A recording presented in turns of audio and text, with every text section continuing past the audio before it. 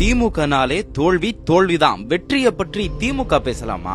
திமுக 1949 வருஷத்துல செப்டம்பர் 17 தொடங்கப்பட்ட கட்சி. இந்த 76 வருஷ காலத்துல திமுக ஆட்சியில இருந்தது எவ்வளவு காலம் தெரியுமா? வெறும் 26 வருஷம் தான். மிச்சம் இருக்க 50 வருஷமா தோல்விய மட்டும்தான் சந்திச்சிருக்காங்க. தமிழ்நாட்டோட வரலாற்றுல இங்க அதிக காலம் ஆட்சியில இருந்த கட்சி அதிமுக தான்.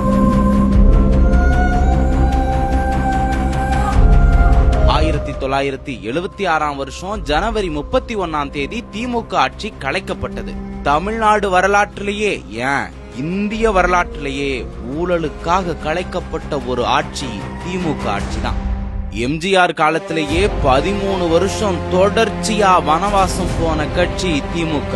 1991, 2011 தேர்தல்கள்ல எதிர்கட்சியா கூட வர முடியாம போன கட்சி திமுக.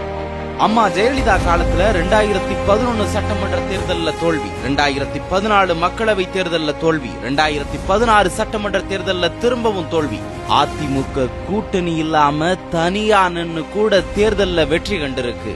ஆனா தனியா நின்னு தேர்தலை சந்திக்கிற தைரியம் திமுகவுக்கு கிடையாது.